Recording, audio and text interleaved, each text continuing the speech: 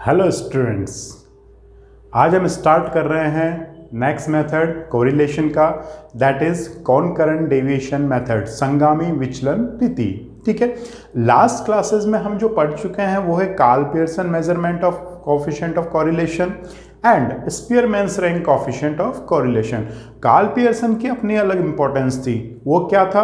वो quantitative observation में relation find करने के काम आता था। ठीक है, एंड जो ये स्पीयरमैन हमने पढ़ा था लास्ट क्लास में, वो काम आता था किसके लिए? क्वालिटेटिव ऑब्जर्वेशंस में रैंक निकालने के या रिलेशन निकालने के। ठीक है, रैंक मेथड। अब हम बात कर रहे हैं कॉनकरेंट डेविएशन मेथड, संगामी विचलन रीति की। तो कॉनकरेंट डेविएशन मेथड देखिए, कॉनकरेंट डेविएशन मेथड, संगामी विचलन रीति। ये बेसिकली जो बेस्ट मेथड है, अगर हम मॉड्यूल की बात करें, थ्योरी की बात करें, तो ये सबसे फास्ट मेथड है कैलकुलेशन कैलकुलेट करने का। किसका? Correlation coefficient. ये ध्यान रखना, थ्योरेटिकल ही है कि सबसे फास्ट मेथड। अभी देखेंगे फास्ट क्यों है। दूसरा, इससे केवल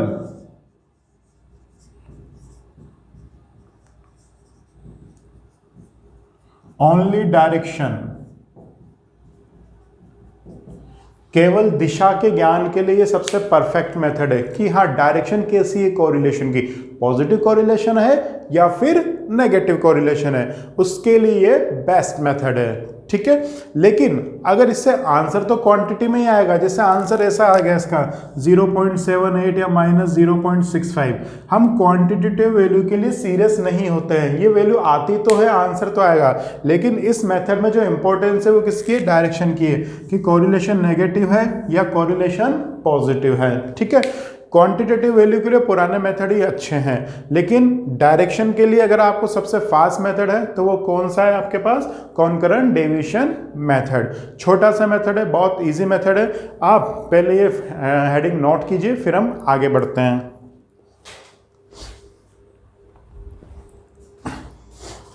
ओके, कॉनकरेंट डेविएशन मेथड का छोटा सा फॉर्मूला है, इसको बेसिकली हम डिनोट करते हैं आरसी से, plus minus square root of 2c minus m upon m। ठीक है, और ये मॉड्यूलस। मॉड्यूलस आपको समझ में आ ही गया होगा कि हमने मॉड्यूलस क्यों लगाया है। मॉड्यूलस का मतलब रूट के अंदर नेगेटिव वैल्यू नहीं आनी चाहिए, अदरवाइज रूट कैलकुलेट नहीं होगा। अब दो चीजें यहां पर नई है। क्या है? Where c equals to number of positive sign, number of positive sign मतलब धनात्मक चिन्हों की संख्या, या फिर ये तो प्रोसीजर से चले, एक्स वाई सीरीज दे, आपको उस आर से निकालना हो। अगर आपको रिवर्स क्वेश्चन देगा, थ्योरेटिकल क्वेश्चन देगा, तो सी को कैसे आइडेंटिफाई करना है? वहां पर बोलेगा ये नंबर ऑफ कॉनकरेंट डेविएशंस, मतलब संगामी विचलनों की संख्या, ऐसे वहां पर ये बोलेगा नंबर ऑफ कॉनकरेंट डेविएशन। ओके, या फिर नंबर ऑफ पॉजिटिव साइन। दूसरी बात, एम क्या होता है वो देखते हैं।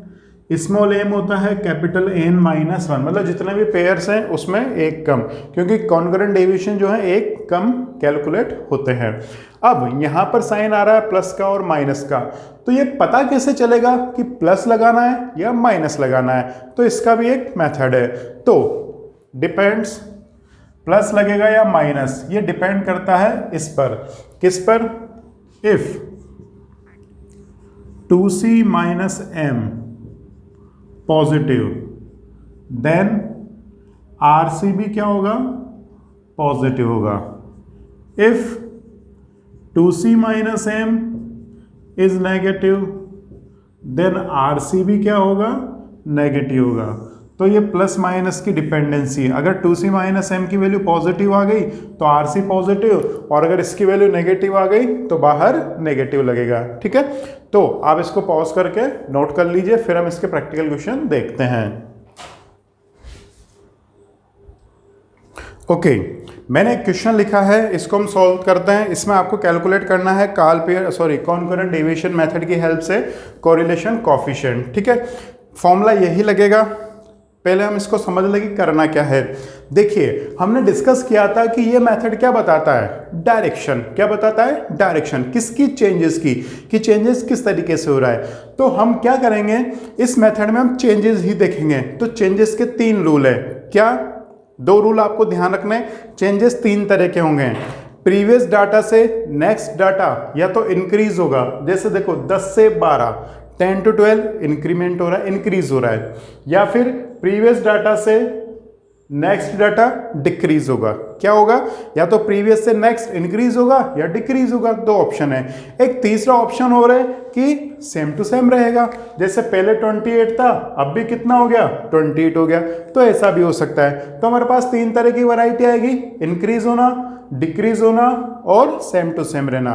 तो हमें रूल ध्यान रखना है, जैसा चेंज वैसा का वैसा साइन, बस छोटी सी बात है। जैसे अगर ये इंक्रीज हो रहा है तो प्लस साइन लगाना है, डिक्रीज हो रहा है तो माइनस साइन लगाना है, और सेम टू सेम है तो सेम टू सेम के लिए कौन सा साइन बना हुआ है, इक्वल साइन। क्या, इक्वल साइन। इंक्रीज हो रहा है तो प्लस साइन, डिक्रीज हो रहा है माइनस साइन, और सेम टू सेम है तो इक्वल वाला साइन लगाना। अभी हम देखेंगे कैसे। ठीक है, दूसरा, मल्टीप्लिकेशन आपको आना ही चाहिए साइंस का। साइन का मल्टीप्लिकेशन में क्या है वो मैं आपको बता देता हूँ। साइन का मल्टीप्लिकेशन कैसे होगा, वैसे आप ये बचपन से जानते हैं। साइन के मल्टीप्लिकेशन का एक ही रूल है, सेम साइन और डिफरेंट साइन। 2 रूल आपके ये ध्यान रखने हैं, सेम साइन और डिफरेंट साइन। अगर सेम साइन मतलब समान चिन्ह, और डिफरेंट साइन मतलब भिन्न, अलग अलग, तो ये सब आप लोग जानते ही हैं। मेरे ख्याल से बताने की जरूरत नहीं है। जो नहीं जानते हो वो भी लिख लीजिए। सेम साइन, समान चिन्ह में हमेशा पॉजिटिव मिलेगा। क्या मिलेगा, पॉजिटिव। हमेशा सेम साइन का मल्टीप्लिकेशन क्या आता है, मल्टीप्लिकेशन ऑफ, मैं यहां पर लिखना भूल गया, मल्टीप्लिकेशन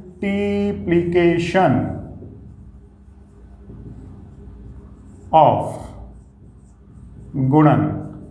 किसका गुणन, सेम साइन का या फिर डिफरेंट साइन का। सेम साइन को जब भी मल्टीप्लाई करते हैं पॉजिटिव आता है, और डिफरेंट साइन को जब भी मल्टीप्लाई करेंगे नेगेटिव आएगा। ठीक है, तो चलिए अब हम इस क्वेश्चन को स्टार्ट करते हैं। तो देखिए, कैपिटल एन कितना है, 1 2 3 4 5 6 7 8 9, या तो इधर से देख लीजिए या इधर से देख लीजिए, 1 2 3 4 5 6 7 8 9। ठीक है, तो इसका मतलब हमारे पास स्मॉल एन तो मिल ही गया, 9 - 1 दैट इज इक्वल्स टू 8 आ गया। एम क्या होता है, small M, capital N -1 that is 8। ध्यान रखना, एम मतलब होता है कॉन्करेंट डेविएशंस की क्वांटिटी, और कैपिटल एन होता है नंबर ऑफ ऑब्जर्वेशंस। तो कॉन्करेंट डेविएशन हमेशा नंबर ऑफ ऑब्जर्वेशन से 1 कम होते हैं। क्यों होते हैं, क्योंकि हम कंपेयर करना नेक्स्ट से स्टार्ट करते हैं। इसको कंपेयर करने के लिए ऊपर तो कुछ है ही नहीं, इसलिए। ठीक है, चलिए हम स्टार्ट करते हैं इससे। तो 10 से 12 इंक्रीज हो रहा है या डिक्रीज हो रहा है, इंक्रीज हो रहा है, तो कौन सा साइन लगाएंगे, प्लस का। 12 से 18 इंक्रीज या डिक्रीज, इंक्रीज, तो प्लस का साइन। 18 to 16 डिक्रीज, तो माइनस का sign. 16 to 20 plus, 20 to 25 plus, 25 to 28 plus, 28 to 30 plus, 20 to 39 minus. बस यही सॉल्व करना है, इसमें और कुछ नहीं करना आपको। वापस देखिए क्या किया, 28 से 23, किसी को अगर उधर समझ में नहीं आया हो तो इधर रिपीट कर रहा हूँ। 28 से 23 इंक्रीज हो रहा है या डिक्रीज हो रहा है, इंक्रीज नहीं डिक्रीज हो रहा है, तो माइनस। 26 से 17 माइनस, 17 से 16 माइनस, 16 से 19 प्लस, 19 से 15 माइनस, 15 से 10 माइनस, 10 से 8 माइनस, और 18 से 9 प्लस। बस साइन अप्लाई हो गए। अब इनका क्या करना है आपको, प्रोडक्ट। गुणन करना है। तो करिए गुणन, प्लस माइनस सेम है या डिफरेंट है? डिफरेंट है, तो नेगेटिव। प्लस माइनस सेम है डिफरेंट है? डिफरेंट है, नेगेटिव। प्लस माइनस सेम है डिफरेंट है? सेम है, तो positive. Plus plus same, positive. Plus minus minus, plus minus minus, plus minus minus, plus minus minus. वापस क्या कीजिए, plus minus minus, plus minus minus, minus minus plus, plus plus plus, plus minus minus, plus minus minus, plus minus minus, minus plus plus. Same sign positive, different sign negative. बस solution हो गया। अब हमें कुछ नहीं करना चाहता। सी का मतलब क्या होता है? Number of positive sign. तो कितने सी हैं इसमें, कितने पॉजिटिव साइन है? 2। तो इसका मतलब आपके पास सी की वैल्यू कितनी हो जाएगी? 2 हो जाएगी। सी की वैल्यू कितनी हो जाएगी आपके पास? 2। ठीक है। अब यहाँ प्लस लगेगा या माइनस, ये कैसे पता चलेगा? 2c माइनस एम की वैल्यू से। तो हम 2c माइनस एम की वैल्यू निकालेंगे। तो 2c की वैल्यू कितनी है? 2 माइनस एम की वैल्यू 8। 2 2 जा 4 माइनस 8 दैट इज -4। नेगेटिव है तो इसलिए हम फॉर्मूला कौन सा वाला लगाएंगे? माइनस वाला। ठीक है। अब मैं ये वैल्यू पुट कर रहा हूँ यहाँ पर। तो वैल्यू पुट करते हैं आर सी इक्वल्स टू, तो फॉर्मूला अप्लाई कीजिए, minus square root of modulus sign 2c minus M की वैल्यू कितनी है? -4 और m की वैल्यू कितनी है आपके पास? 8। ठीक है। अब इसको सॉल्व कर लीजिए। -4/8 कितना आया? 1/2 और 1/2 का रूट निकाल लीजिए। तो जो भी आंसर आएगा वो किस में आएगा? नेगेटिव में आएगा। 1/2 का रूट निकालते हैं। तो 1/2 का मतलब कितना हुआ? 0.5। तो 0.5 का रूट निकालेंगे तो कितना? 0.707। 0.707 ये आंसर आ जाएगा। क्या करा हमने? 0.5 का रूट निकाल लिया, 0.707, तो ये आंसर आ जाएगा। वापस देखिए हमने क्या किया, 2c माइनस एम है तो 2 × 2 माइनस एम, सी की वैल्यू 2 आई क्योंकि नंबर ऑफ पॉजिटिव साइन देखना है। 4 माइनस 8, -4 नेगेटिव आया इसलिए हमने यहाँ कौन सा लगाया? माइनस। अगर ये प्लस आता तो यहाँ प्लस लगा देते, सिंपल। ओके, माइनस सॉल्व किया और वैल्यू निकाल ली। ओके, तो ये ध्यान रखना, जैसा चेंज वैसा साइन। रिपीट कर रहा हूँ, इंक्रीज हो रहा है तो प्लस, डिक्रीज हो रहा है तो माइनस, नो चेंज तो इक्वल। दूसरा मल्टीप्लिकेशन का रूल क्या है? Same sign positive, different sign negative, ये सभी को पता है। ठीक है। दूसरा मैं आपको बता देता हूँ, कॉन्करेंट डेविएशन कितने होते हैं? एक कम होते हैं। देखो कॉन्करेंट डेविएशन कितने आ रहे हैं? 1 2 3 4 5 6 7 8। क्यों? क्योंकि इसको कंपेयर करने के लिए तो ऊपर कुछ है ही नहीं। ठीक है। तो आई थिंक आपके ये क्लियर हुआ होगा। इसके क्वेश्चन इसी तरह से आएंगे। अब इसके रिवर्स क्वेश्चन कैसे आते हैं? आपको थ्योरी में बोल देगा number of concurrent deviation. Theory में कैसे देगा? Number of concurrent deviation of 8 observations is 2। इसका मतलब ऑब्जर्वेशन, सॉरी 9 ऑब्जर्वेशन। तो ऑब्जर्वेशन कितना है? 9 है। उनका डेविएशन कितना है? 2 है। तो उससे हम एम निकाल लेंगे, सी आप पता चली जाएगा, सब कुछ डायरेक्ट आ जाएगा। तो इस तरह के क्वेश्चन ये आपको थ्योरी में देगा और उस तरह के आने के चांसेस रहते हैं। तो आप इसको पॉज करके नोट कर लीजिए। ओके, नेक्स्ट हम पढ़ते हैं प्रोबेबल एरर। प्रोबेबल एरर क्या चीज़ है, एरर क्या चीज़ है वो देखिए। ये फॉर्मूले बनाए तो साइंटिस्टों ने, मैथमेटिशियंस या स्टैटिस्टिशियन ने ही, इंसानों ने ही बनाए हैं। तो कई बार क्या होता है, सारा बेस जो होता है वो होता है डेटा कलेक्शन पर। अगर डेटा गलत कलेक्ट हो जाता है तो एनालिसिस भी क्या होते हैं? रॉन्ग होते हैं। इसीलिए तो हमने रॉन्ग करेक्ट वाले क्वेश्चंस किए थे। तो कहीं ना कहीं छोटी मोटी माइनर मिस्टेक हो सकती है एनालिसिस में। इसका मतलब हो सकता है कि जो आंसर आ रहा है वो आंसर ना आए। मतलब जैसे सपोज कर लीजिए आर का आंसर आ रहा है 0.78 माइनस का, लेकिन जरूर नहीं है कि एग्जैक्ट आंसर हो, थोड़ा बहुत प्लस माइनस हो सकता है। ठीक है। तो जो थोड़ा बहुत आंसर प्लस माइनस होता है मतलब थोड़ा बहुत कम हो सकता है, थोड़ा सा ज़्यादा हो सकता है, जरूरी नहीं कि एग्जैक्ट। थोड़ी बहुत एरर हमेशा रहती है कैलकुलेशन में। तो उस एरर को जो हम निकालते हैं वो निकालते हैं हम प्रोबेबल एरर के फॉर्मूले से। ठीक है। तो प्रोबेबल एरर क्या काम आती है? प्रोबेबल एरर ऐसी एरर है कि जो हमारा जो एवरेज कोरिलेशन कोफिशिएंट आता है लास्ट मेथड से, उसमें एरर हम प्लस करें या माइनस करें तो एक ऐसी हमें लिमिट मिलती है जिसके बिटवीन आंसर आपको हमेशा मिलेगा कि हाँ यही होने के चांसेस हैं। मतलब एक एग्जैक्ट आंसर नहीं देते हैं, मैं एक इंटरवल का एस्टिमेशन दे देते हैं इस एरर की हेल्प से कि आपका जो एनालिसिस है अगर डाटा गलत भी हुआ, सम अंकों में कुछ त्रुटि भी रही या थोड़ा वेरिएशंस भी आया तो इस एरर के बिटवीन रहेगा, मतलब इस लिमिट के बिटवीन हमारा आंसर रहेगा। और उसमें मिलने की पॉसिबिलिटीज होती है 50%, मतलब ज़्यादा एक्यूरेट नहीं रहता है कि हाँ 50% चांस है जो वो इसके अंदर ही रहेगा। ठीक है, तो हम पढ़ते हैं प्रोबेबल एरर का फॉर्मूला। प्रोबेबल एरर को हम रिप्रेजेंट करते हैं PE से। किससे रिप्रेजेंट करते हैं? PE से। इसका फॉर्मूला है 1 minus R square upon root N. क्या? 1 minus R square upon root N into, अब ये ट्रिक ध्यान रखना जो मैं ट्रिक बता रहा हूं, 4 5 6 7 0 पॉइंट, ये इसका फॉर्मूला होता है। और एक फॉर्मूला और होता है वो भी यूज में आता है, लेकिन अगर वो रिलेशन पूछे तो यूज में लेना है, that is 2/3 into 1 minus R square upon root N. Similar answer आता है, लेकिन जब भी आप प्रैक्टिकल क्वेश्चन करेंगे आप हमेशा इसी रिलेशन को काम में लेंगे। ठीक है, अब ये तो हो गई प्रोबेबल एरर। मैंने आपको थोड़ी देर पहले बात करी थी कि जो आंसर इस एरर की हेल्प से हम लिमिट प्रोवाइड करते हैं, तो वो लिमिट क्या होती है? लिमिट्स ऑफ कोरिलेशन, सहसंबंध की सीमा क्या होगी? वो होती है r plus minus probable error. मतलब अगर हम इस एरर से जो भी आंसर आएगा वो आप में प्लस करेंगे तो मैक्सिमम वैल्यू आएगी, माइनस करेंगे तो मिनिमम वैल्यू आएगी। ठीक है, इस क्वेश्चंस में ज़्यादा दिमाग नहीं लगाना है, आपको आर डायरेक्ट मिलेगा, एन डायरेक्ट मिलेगा, बस आपको फॉर्मूला पुट करना है। ज़्यादा वो लिमिट पूछता है या पूछता है कि जो कोरिलेशन कोएफिशिएंट है वो कंसिस्टेंस है या नहीं है, मतलब वो संभव है या नहीं है, तो इसका भी फॉर्मूला होता है, वो आपको थ्योरेटिकल पॉइंट है, मैं आपको दे दूंगा। थ्योरी ध्यान रखनी है कि आर की वैल्यू प्रोबेबल एरर से 6 टाइम से ज़्यादा होनी चाहिए, तभी ये पॉसिबल होता है या नहीं होता है, वो उसके कंडीशन से। दूसरा, प्रोबेबल एरर से आगे प्रॉब्लम आने लगी, इसमें इस लिमिट के अंदर जो हमारा एक्चुअल आंसर है उसके पाए जाने के चांसेस क्या होने लगे? 50%। फिर नेक्स्ट कंसेप्ट आया सैम्पलिंग। सैम्पलिंग के बिहाफ पर, सैम्पलिंग प्रॉपर वे से की गई, उसके बिहाफ पर इस एरर में थोड़ा चेंजेस किया गया। इस एरर को काम में नहीं लिया जाता है, हम काम में लेते हैं नेक्स्ट स्टैंडर्ड एरर। क्या काम में लेते हैं? Standard error.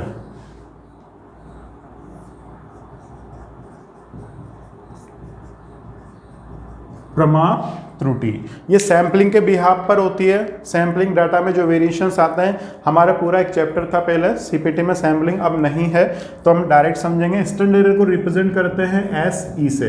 किससे रिप्रेजेंट करते हैं? SE से। इसका फॉर्मूला होता है 1 minus R square upon root N. ठीक है, एक क्वेश्चन और पूछा जाता है कि प्रोबेबल एरर और स्टैंडर्ड एरर में क्या रिलेशन है। तो देखो 1 minus R square upon root N यहाँ है, ये प्रोबेबल एरर है, तो इससे रिलेशन क्या हैगा? Probable error is equals to 2/3 of standard error. ये रिलेशन ध्यान रखना है। इसमें वही आपको डायरेक्ट बोलेगा, आपको डायरेक्ट कैलकुलेशन करनी है। इसको नोट कीजिए पॉज करके। ओके, तो आज हमने डिस्कस किया कॉन्करेंट डेविएशन मेथड और दूसरा प्रोबेबल एरर और स्टैंडर्ड एरर। नॉर्मली यूज में हम स्टैंडर्ड एरर लेते हैं अगर प्रेजेंट सिनेरियो की बात करें, स्टार्टिंग प्रोबेबल एरर से हुई थी। ठीक है, और इसमें एक क्वेश्चन और बनता है कि कोरिलेशन कोएफिशिएंट सिग्निफिकेंस है या नहीं है, सार्थक है या नहीं है, तो प्रोबेबल एरर की कैलकुलेशन को 6 टाइम से मल्टीप्लाई कर देते हैं। अगर आर उससे ज़्यादा आता है तो सिग्निफिकेंट होता है, वो थ्योरेटिकल पॉइंट में मैं दे दूंगा। अब इसके क्वेश्चन आपको साथ में मिल जाएंगे, वो क्वेश्चन आपको सॉल्व करने हैं और मेरे को रिप्लाई भेजना है।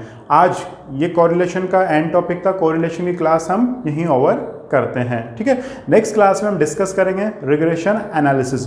प्रतिगमन विश्लेषण। थोड़ा सा उसका ब्रीफ में अभी बता देता हूँ। रिग्रेशन एनालिसिस में बेसिकली होता क्या है, हमने राम और श्याम दोनों में रिलेशन तो बता दिया कि हाँ ये चाचा बाबा वगैरह अंकल आंटी इनके मतलब रिलेशन है, कुछ ना कुछ फैमिली रिलेशन है। लेकिन अब रिलेशन होने के बाद क्या होता है, अगर ये कुछ पूछेगा इससे तो ये रिप्लाई देगा, या ये कुछ पूछेगा तो ये रिप्लाई देगा, मतलब एक दूसरे पर डिपेंडेंसी है। तो रिग्रेशन में हम यही करने वाले हैं। हमने कोरिलेशन में हमने क्या किया, एक रिलेशन का मेजरमेंट लगा लिया कि इसमें अच्छा रिलेशन है, परफेक्ट है, हाई है, मीडियम है, लो है या है ही नहीं। अब हम उन पे रिलेशनशिप निकालेंगे कि हाँ उन दो वेरिएबल में x और y में ये रिलेशनशिप होती है। उससे होगा क्या, अगर x y पे डिपेंड है तो हम x की वैल्यू निकाल पाएंगे, या y x पे डिपेंड है तो x के बिहाफ पर हम y की वैल्यू कैलकुलेट कर पाएंगे। तो रिग्रेशन एनालिसिस में बेसिकली हमें पढ़ना है रिग्रेशन इक्वेशंस, प्रतिगमन समीकरण। किन किन के बिटवीन, वही लीनियर रिग्रेशन है, जैसे लीनियर कोरिलेशन था वैसे ही हमारे पास लीनियर रिग्रेशन है। तो वही प्रतिगमन समीकरण हमें पढ़नी है ताकि हम उन दो वेरिएबल में एक लीनियर रिलेशनशिप एस्टेब्लिश कर पाए। ठीक है, तो ये हम पढ़ेंगे हमारी नेक्स्ट क्लास में। आज की क्लास यहीं ओवर होती है। Thank you.